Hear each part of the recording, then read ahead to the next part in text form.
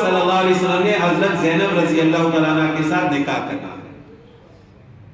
اب چونکہ تو عرب میں رسم تھی کہ منہ بولے بیٹے کی بیوی کے ساتھ نکاح نہیں کر سکتے، تو ادھر کفار نے شور مچانا شروع کر دیا، مسلمانوں کو طعنے دینا شروع کر دیے کہ یہ تمہارا کیسا نبی ہے نعوذ باللہ کہ جس نے اپنے بیٹے کی بیوی سے نکاح کر لیا۔ تو حضرت عبداللہ بن عمر رضی اللہ تعالیٰ عنہ فرماتے ہیں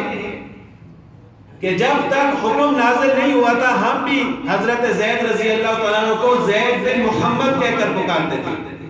لیکن جب اللہ تعالیٰ نے فرما دیا کہ یہ منہ بولے بیٹے تمہارے حقیقی بیٹے نہیں ہیں، تو اس کے بعد ہم زید بن محمد کے بجائے زید بن حارثہ کہتے تھے، یعنی ان کے جو اصل والد تھے ان کی طرف ان کی نسبت کرتے تھے۔ تو جب کفار نے شور مچانا شروع کر دیا کہ دیکھو آپ کا نعوذ باللہ کیسا نبی ہے کہ جس نے بیٹے کی بیوی سے نکاح کر دیا، تو اللہ تعالیٰ نے یہ آیت نازل فرمائی کہ ما کان محمد ابا احد من رجالکم، کہ رسول اللہ صلی اللہ علیہ وسلم آپ میں سے کسی بھی مرد کے باپ نہیں ہے، حقیقی باپ نہیں ہے۔ ان کے جو اپنے بیٹے تھے وہ بھی بچپن میں فوت ہو گئے تھے، جب ان کا کوئی حقیقی بیٹا ہے ہی نہیں ہے تو پھر آپ کیسے کہہ سکتے ہو کہ انہوں نے اپنے بیٹے کی بیوی سے نکاح کیا؟ جب ان کی اس رسم کی نفی فرمائی اللہ تعالیٰ نے تو آگے فرمایا کہ وَلَٰكِن رسول اللہ، کفار یہ نہ سمجھے کہ رسول اللہ صلی اللہ علیہ وسلم کا اپنی امت کے ساتھ کوئی تعلق ہی نہیں ہے، کسی مرد کے باپ نہیں ہے، حقیقی باپ نہیں ہے، لیکن اللہ تعالیٰ کے رسول ہیں، رسول ہونے کے ناطے ان کی شفقت اپنی امت پر ہے۔ اور آگے فرمایا کہ وَخَاتَمُ النَّبِيِّينَ، صرف اللہ تعالیٰ کے رسول نہیں ہے بلکہ خاتم النبیین ہے،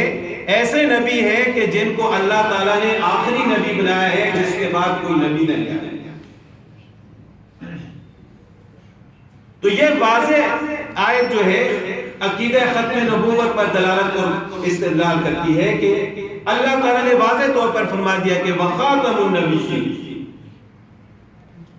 اور اس طرح کی 100 آیات۔ ایک آیت میں اللہ تعالیٰ نے ارشاد فرمایا کہ وَمَا أَرْسَلْنَاكَ إِلَّا كَافَّةً لِلنَّاسِ بَشِيرًا وَنَذِيرًا، کہ ہم نے رسول اللہ صلی اللہ علیہ وسلم کو تمام لوگوں کے لیے کافۃ للناس، قیامت تک آنے والے لوگوں کے لیے بشیرا و نذیرا، خوشخبری دینے والا اور ڈرانے والا بنا کر